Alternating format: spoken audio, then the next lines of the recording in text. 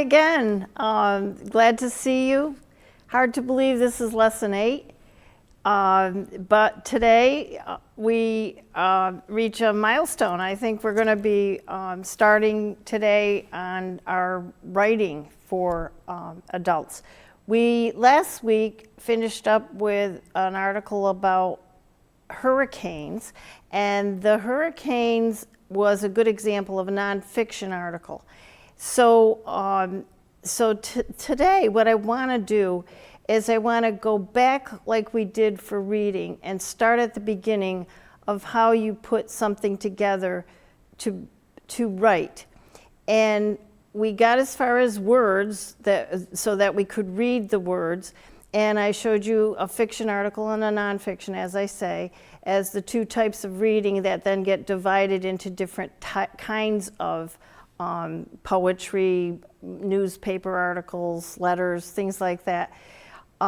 So that was reading those certain things. Today, I want to look at the rules and the pieces of what it takes to write. So when we have letters that form words, we then today are going to talk about how those words become part of a sentence. And the different and words are divided up into various things called parts of speech, and that's what we're going to really look into today. Once you understand all of the little bits and pieces of forming a sentence, your sentences will become more clear to the person who is now reading your writing, and I think it will definitely make your writing better. So in our program at Northern Berkshire Adult Education, all the teachers have to come up with lessons that go along with what are called the Common Core Standards. And there's two different groups of Common Core Standards, one for English, one for math. There's also various Common Core Standards for the other subjects, such as science or social studies and things like that. But I, for the most part, follow the Common Core Standards for English learning. And in those standards, there are what they call strands. So there are 4 strands for the English Common Core. One is reading, and the second one is writing. The third one is speaking and listening, because that's how we use our words. And the fourth one is the one that we're talking about today, and that's called language. And language, the strand for language, is divided in 2 different columns, let's call it that. One is the grammar that's required, and the other one is the mechanics. So today we're actually going to focus on the grammar part, because the mechanics we'll get to later. Mechanics basically just means, how do you punctuate a sentence? And there's a lot of rules, like we had with spelling. There's rules for writing. Capitalizing the first word of the sentence, putting a punctuation mark at the end, things like that. That's under the heading of mechanics. So today we're in the strand that is called grammar. And this is where we find out what it is about words that gives them a certain name, and that tells you where it usually goes in the sentence. And on tests, they usually will ask you questions, and the questions are very interesting on the high set for reading and writing. What they do is they give you an incorrect sentence found somewhere in a paragraph, and they'll give you a multiple choice question that says which sentence is wrong and what's wrong with it. And then you have to figure out how the word was used incorrectly. So meet me over at the whiteboard, and we're going to have a little fun, I think, with our grammar and today, and come and help me. Bye-bye.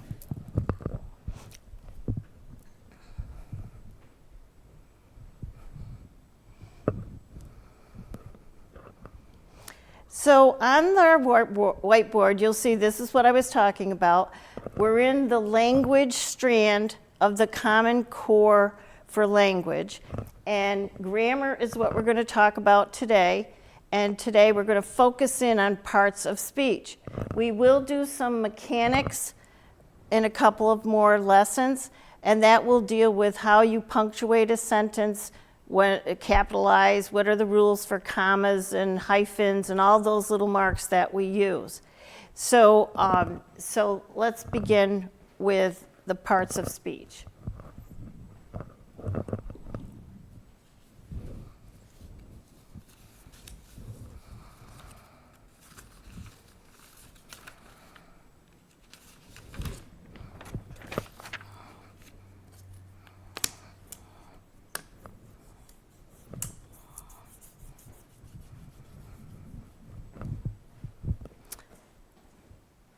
Okay, so parts of speech. What I'd like to start with are the ones we know best, I guess I'd say.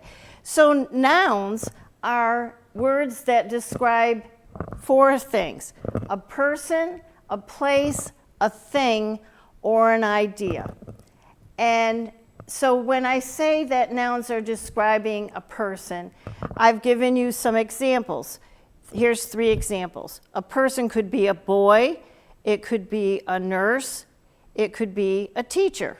Those are all persons. The second thing a noun describes is a place.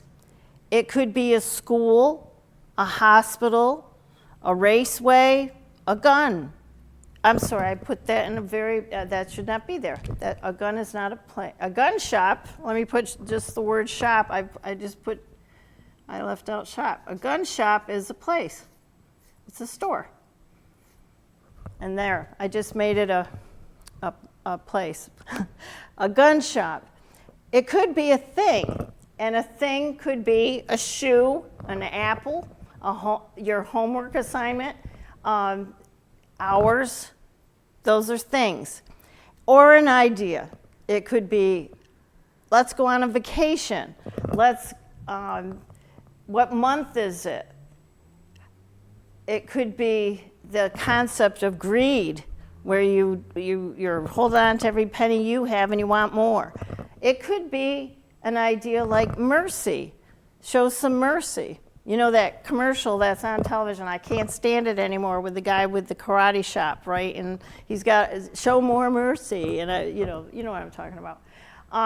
So I've given you some sentences here so I can demonstrate how would you find nouns when you see a sentence. So you're going to look for something in the sentence that is a person, a place, a thing, or an idea. So if I look at the first sentence, sentence A, the boy brought an apple to school.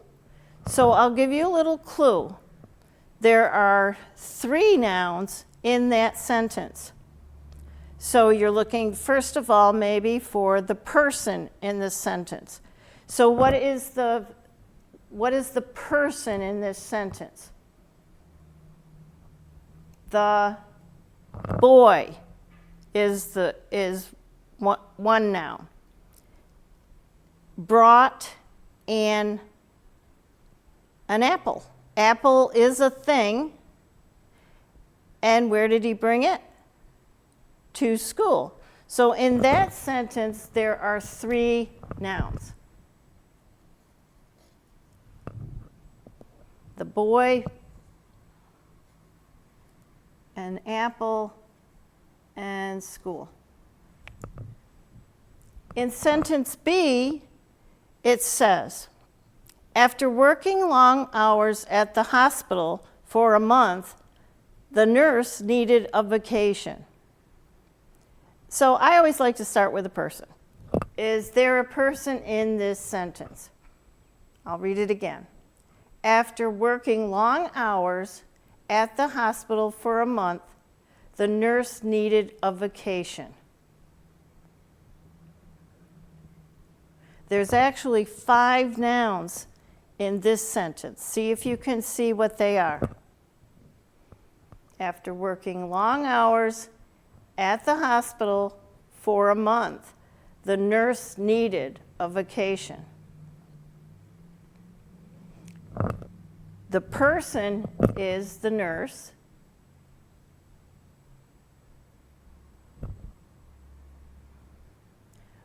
So we can keep going here. What does she need? She needs a vacation. That's an idea. I suppose you could also say it's a place or a vacation, which means you're going away from your work and your where you live, perhaps, or just staying home sometimes. Hospital is definitely a place.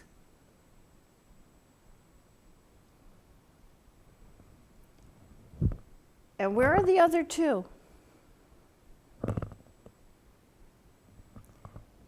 Month is an idea. You have to say to yourself, what is a month? Well, sometimes it's 30 days, 31 days, 28, but a month is an idea. And hours is a thing that we talk about. How many hours is, so there are 5 in that sentence. 5 nouns in this sentence. Sentence C, the teacher assigned a lot of homework. So the easiest one is the person in the sentence. That would be teacher. And they assigned homework. Sentence D is school is different than it used to be.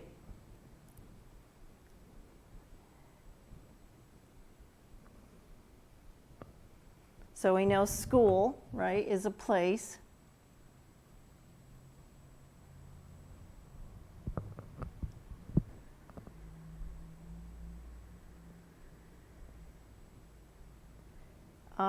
For E, greed causes people to act without mercy. Oops, let me push that up a little bit.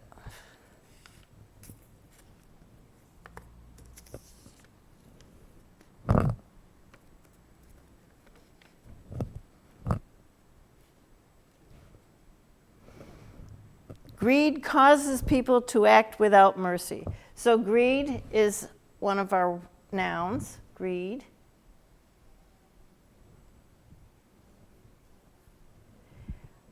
People and mercy.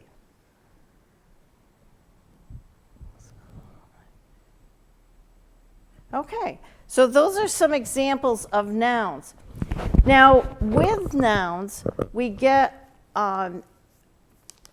we can break down nouns into different kinds of nouns even. So there are nouns that we call common nouns. Let me write it up here.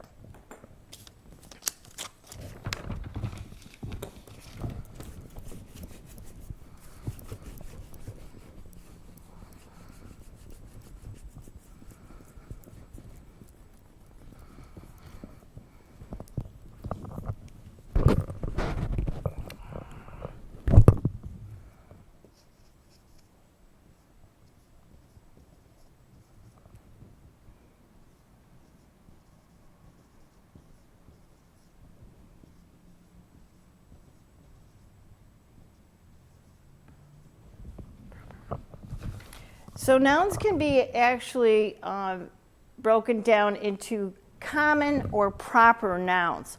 Common nouns are what we were just talking about. Just any hospital, any apple, any person, things like that. But a proper noun is in capital letters, and I'm throwing in a little mechanics here. But if you have if I say the boy,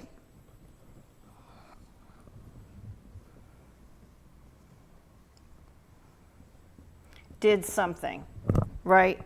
Boy is not capitalized because it's a common noun. It's a boy, it's a person. But if I say Billy did something. That's not a great example because that's the beginning of a sentence. If I say my son, Billy, did something, you can see it better here. Billy is capitalized because he's a certain boy. He's, oops, wait a minute, let me get a Kleenex here.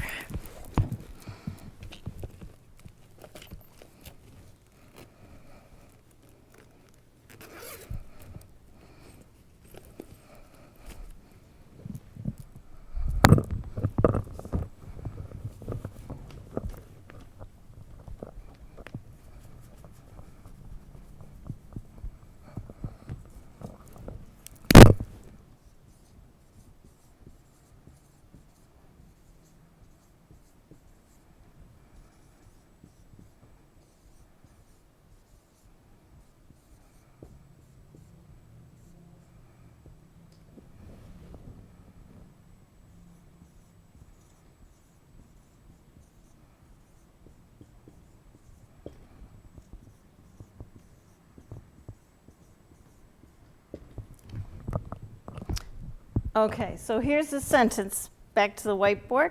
So what I'm trying to show you here, sorry for the interruption. I'm getting used to writing on the whiteboard here. But if I put, my son Billy rode his bike to school. Once I pick out a specific boy, that becomes a proper noun. I can actually make these other common nouns proper nouns because by giving it a specific name. I could say, my son Billy rode his, let's give him a motorcycle, his Yamaha to Drury.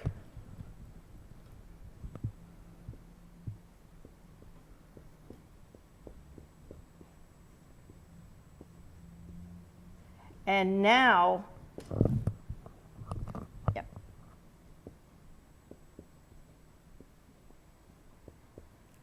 You can see that these are also nouns, but they're proper nouns. So Billy's a specific boy. The Yamaha bike is a Yamaha. It's his specific bike and brand of a bike. And to a specific school. And even this S in this Drury High School has to be capitalized. That's, again, mechanics. But you should know about proper nouns are capitalized. If you're going to be talking about going to a certain place, you can say, I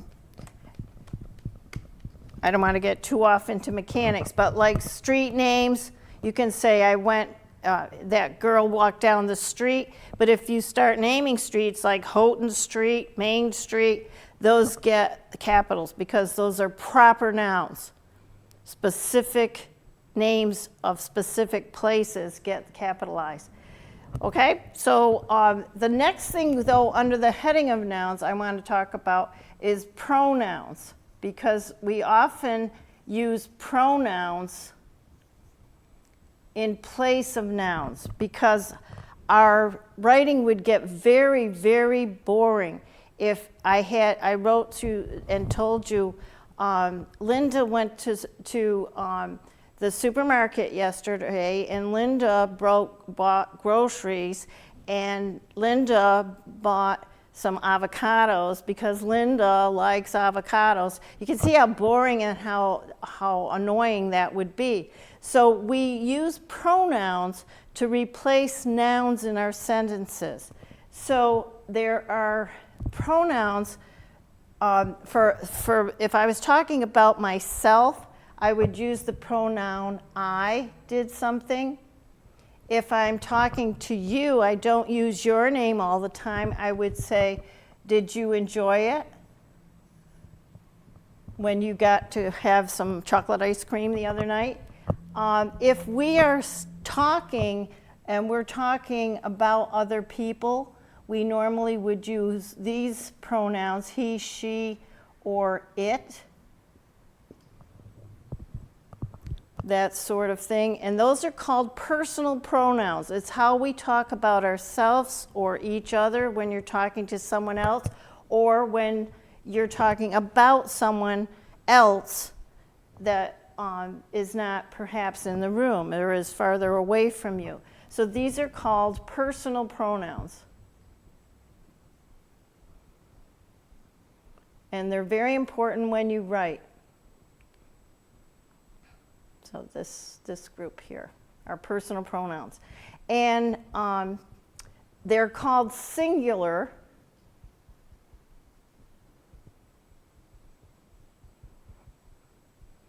personal pronouns because it's I, you, he, she, or it. Plural ones are when we're talking about more than one or two people. So I becomes we. You can be both singular and plural. I can be talking to you, or I can be talking to my class. All of you, take out your books. So you can be used as a singular personal pronoun or a plural personal pronoun. And then we start getting into they. They did something. Okay, so those are the pronouns that we use. And they're going to be, as I say, for writing you need to replace them instead of using a proper noun every time you're talking about a person, place, or thing that is usually a proper noun. So be aware, I, you, he, she, or it, and then plural are we, you, and they. Those are the pronouns that we replace nouns with. Okay? These will all be on your Canvas site also, and you'll be able to see them on the site. So let's move to verbs. Let me get this.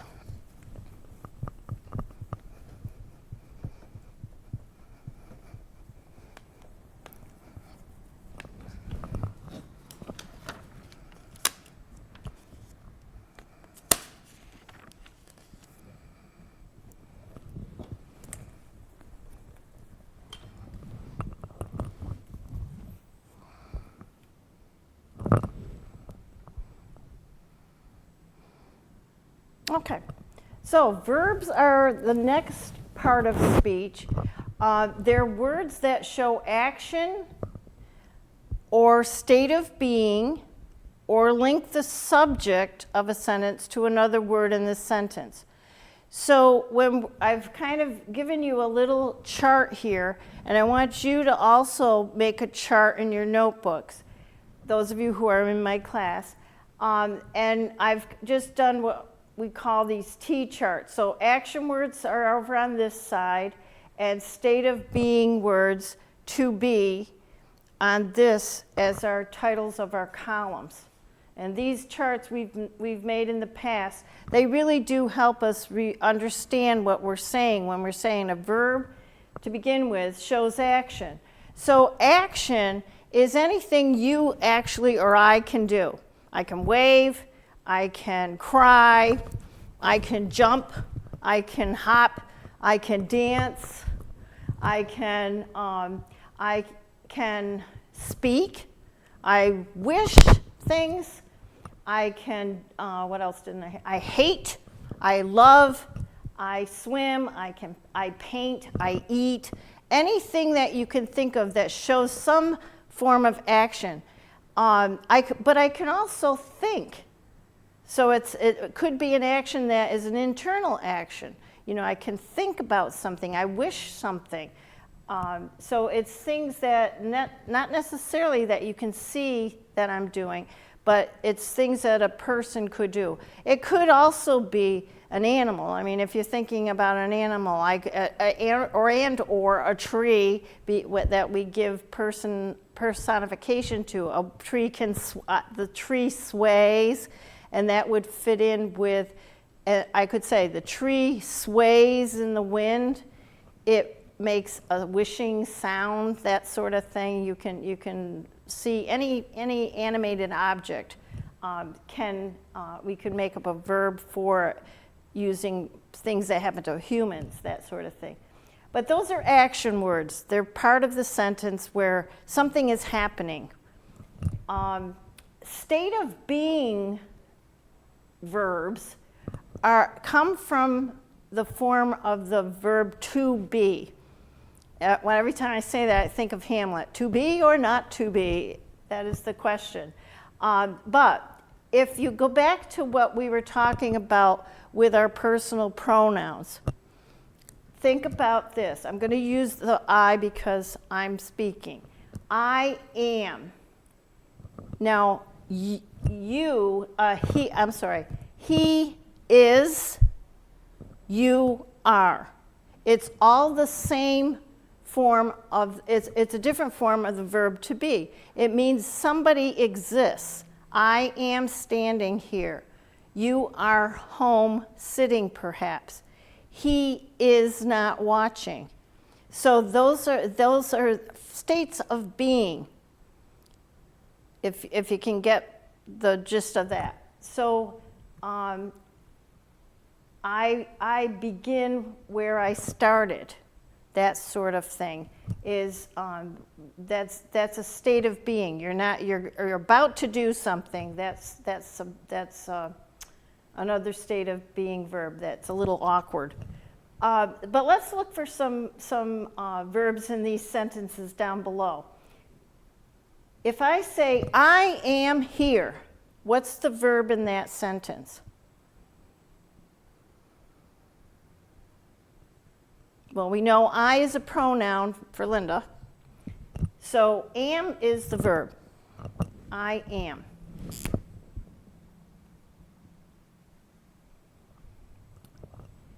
With be, she is going to be really mad. What do you think?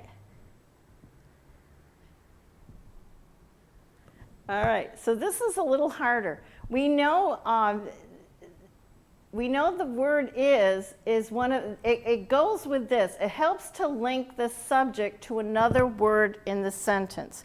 That's another kind of a verb. She, what about she? She is going to be really mad. So this whole thing right here is kind of explaining what we want to say about she. She is going to be really mad. So she is going, it's linking she with this whole part of the sentence. What's going to happen to she? Well, she's going to be really mad about what's going to happen here. So the verb here is. And it does link to going, but she is going, but you have to take the whole sentence into, but I would circle is going, and then the other part of the sentence is another thing we'll talk about. C, can you help me? Now, in these question words, it gets a little complicated. In order to figure out what the verb is, you have to make it into a sentence, an answer to this question. So, can you help me? You can say, you can help me. And you is the pronoun here. It's in the middle of the two verbs. Can help is the verb in letter C. Let me pull this up here.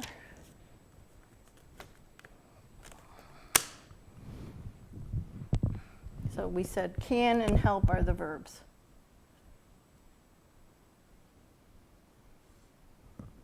And the last one I have on here is Tom loves to ice skate. And this is the verb, Tom loves. He really likes to ice skate. So that's our first little experience with verbs. Let me continue.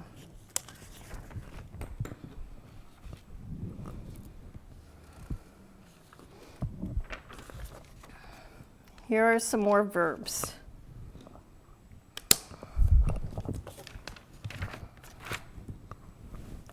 And I think I'm going to use my pen because it goes through and makes it hard to read for you. All right. I don't know where to begin. So if you think about it, I don't means I do not know where to begin. So in that sentence, where I is the pronoun I talked about that we're putting in place of a proper noun, I do not know. So I don't know.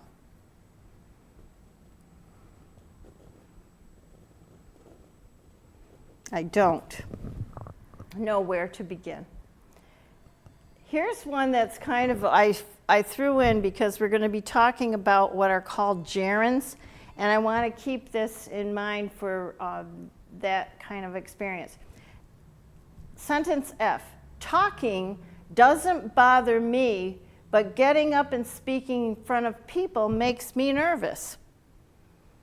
So in that sentence, we've got a word that looks like a verb. You can talk, you know, but because it has this ing, it's not the verb. It's actually called something called a gerund. And a gerund is when you add an ing to a verb and it makes it a noun. So in this sentence, the word talking is a noun.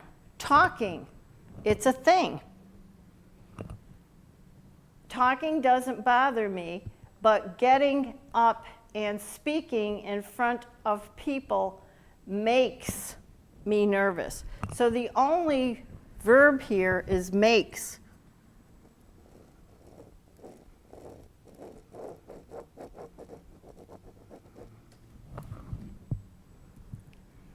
In sentence G, I've put in another kind of a hard sentence. It says, go ahead. And I've ended it, that's the first sentence, with an exclamation point. Take your shot at me, but if you miss, it's my turn. So in this right here, go ahead, the verb is the word go. And with an exclamation point, this kind of a sentence is what they call a command sentence. And with a command sentence, I'm telling somebody to do something. So it's not there, but the actual subject of this sentence is the pronoun you. I'm basically, you can almost see in those two words, go ahead. I'm pointing to somebody, I'm saying, you go ahead. So this is the verb. It's correct grammar, but the idea that what's the subject of this sentence is the pronoun you that's not put there. So those are tricky, and I'm showing you some tips when you see these on the test. You would be the subject of this sentence. So it would be, so if they asked you what's the subject of this sentence, you'd say the non-written you is the subject of that sentence. And again, take your shot at me. It's also, you is also the subject of that sentence. So this makes take the verb. Take your shot. When you get over here, though, if you miss, that's another verb. And then when we say it's my turn, it is the contraction for it is. So that apostrophe S stands for the verb is. That's another verb.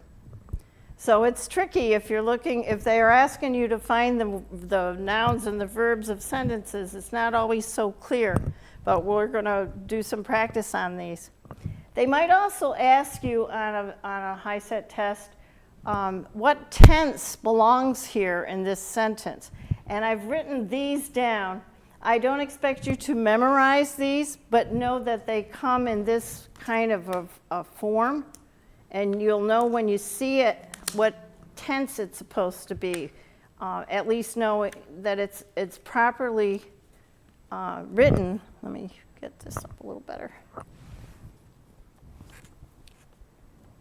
So these are tenses. Tenses are basically telling you when is this sentence occurring. So as you can see, there's 1, 2, 3, 4, 5, 6, 7, 8, 9 different tenses for verbs. And I'm just using one verb here and one pronoun to show you how it would look and how you can determine what's happening based on the ending or the way it's written, the change in the word. So to write is the verb that they call it declension, to write. You don't have to know that word, but the verb to write. And so the present tense, I write today. I wrote this morning. You see how that sounds awkward when I say I write, but that would be a complete sentence actually, because you've got a subject, it's a pronoun, I, and a verb, I write. This makes a little more sense. I wrote this morning. You need to add a little bit more to explain what is it you wrote and when did you do it. I wrote this morning. So you can see how the verb to write changes in the spelling even to show the tense, the time that you're speaking about. Past participle is you have written in the past. I have written before in my diary, but I haven't kept up with it. You know, you could make a whole story about it. But I have written in the past. When you're talking like that, you need a helping verb to go with the word written. So English is complicated, but these are helping you get a sense of time. I have written in the past. The present perfect tense is I have written all day. So that means that you started in the morning and you have written all day, and you could be still writing. That's why they call it the present perfect. I have written all day. There's no sense that you have stopped, but you started in the morning, and you may be continuing to write, and you may be saying, boy, I'm tired. I have written all day. And that's called the present perfect when you add the word have and you change it and you add how long you've done it. Future perfect sends you into the future. So, oh wait a minute, I had written, it means I had written and I stopped. Future perfect is I will have written at some point in the future, I will have written again. If you're writing right now as you're speaking to someone, I am writing. If a phone call comes and you answer the phone, you could say, I was writing, and then I just answered your phone call. Future continuous is I will be writing. So you can see the endings of all the verbs to write, they change as you go along. So verbs are something that we're going to have to look into, and there's a lot to them.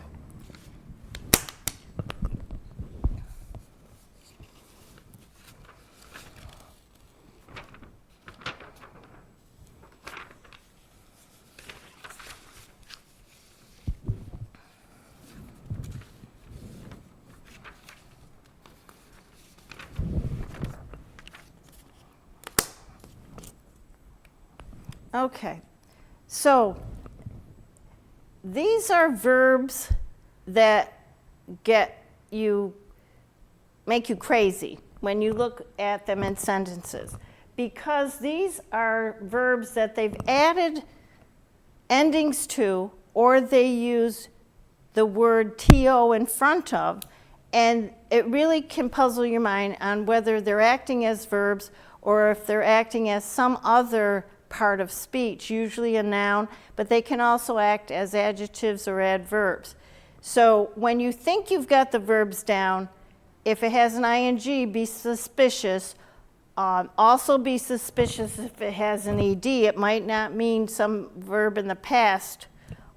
It could be a word that's just changing things. So I want to go through these, but again, I don't expect you to know these today. Just be aware of them because they might pop up on the test and you wouldn't know for sure. So gerunds are gerunds, participles, and infinitives are words that start as verbs but have endings such as ing, ed, or are introduced by the word to and are used as other parts of speech such as nouns, adjectives, or as an adverb. So here's a sentence. Worrying is useless. It is, you could say, I know I have a cousin who worries about everything. But when you have it with an ing, this is the subject of this sentence. So it's being used as a noun, not as a verb. Number 2, you should stop worrying about so many things.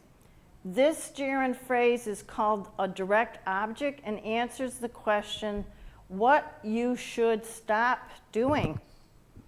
And it's used as another part of speech we'll talk about as a direct object. And it answers the question, what?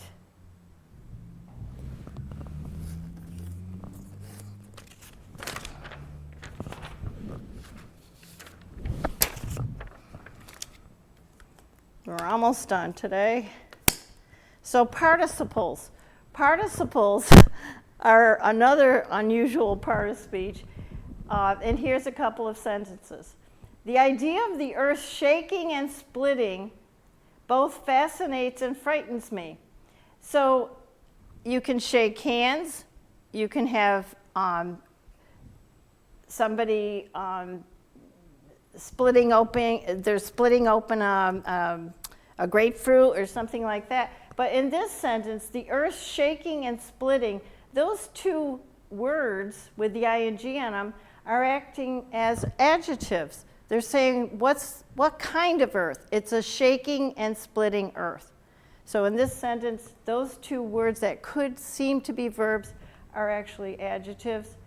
Number 2, why doesn't this tired earth just stop spinning? All of us can be tired. It seems like an action word, but here, tired earth, tired me is used as an adjective to explain what kind of earth. It's a tired earth. The other thing that you need to be aware of are infinitives. Can you see them? And those are verbs that have the word to in front of them. And in this sentence, my need to whisper is due to this secret. It's used as an adjective. My need to whisper is due to this secret. Adjective. Number 2, I am afraid to swim.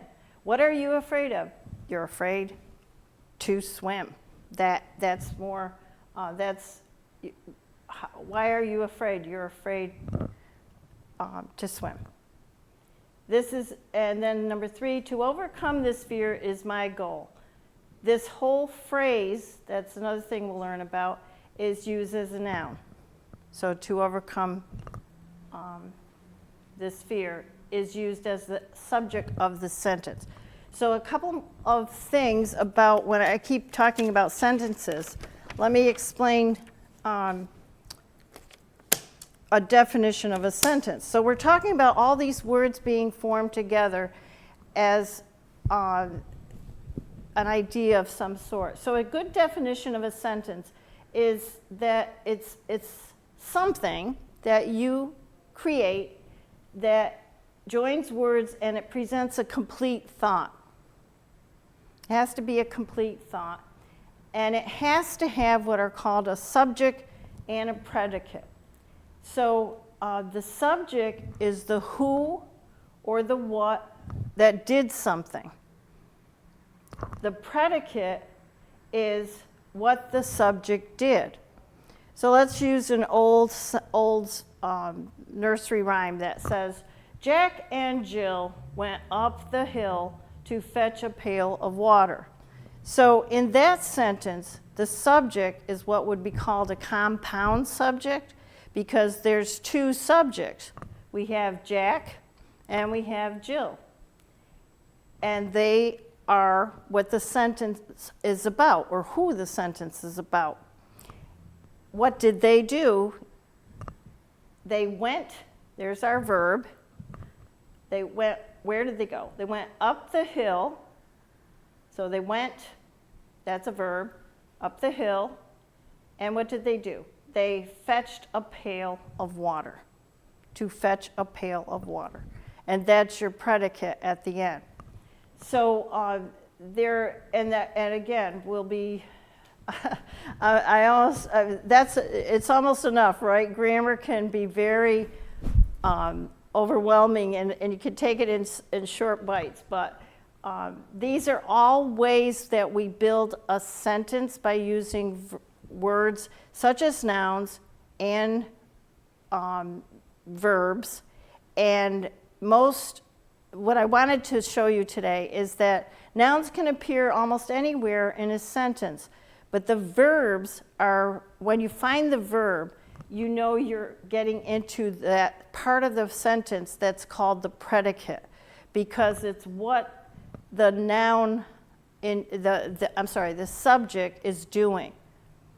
So Jack and Jill, let's just look at this. Jack and Jill are both nouns. So is Hill, though. Hill is a place. Here's a noun. Jack and Jill, those are proper nouns. The hill is a noun because it's a place. A pail is a noun because it's a thing. Water is a thing, right? So we've got those nouns. These are the verbs. They went, this is the verb, and they fetched a pail of water. So those are action types of things. So you can pretty much, at my age, we used to have to diagram sentences in school. I don't know if you ever did that sort of thing. But we used to have to take a line and say, this is one of these, and this is this kind of part of speech, and this is a conjunction, and we had to label sentences. I don't think students in our system and in our school systems now have to do that. But there's a lot of different parts of speech, prepositions, adjectives, adverbs. They're all things that you can add to a sentence to make it more interesting in your writing. You'll notice that there are going to be simple sentences. So you could just say, I am, and that is actually a complete sentence. I am, I exist. It has a noun, and it has a subject, and it has a predicate, the verb. So it can be that short, but it has to have a complete thought. So there's also things called fragments, and those kinds of words put together don't have a complete thought. So I'm going to just ask you please contact me if you do need any help with your homework. You have some worksheets that are available on Canvas that you can practice finding where the nouns and verbs are for next week. And don't forget to stay in touch with us. So thank you very much for watching again this week.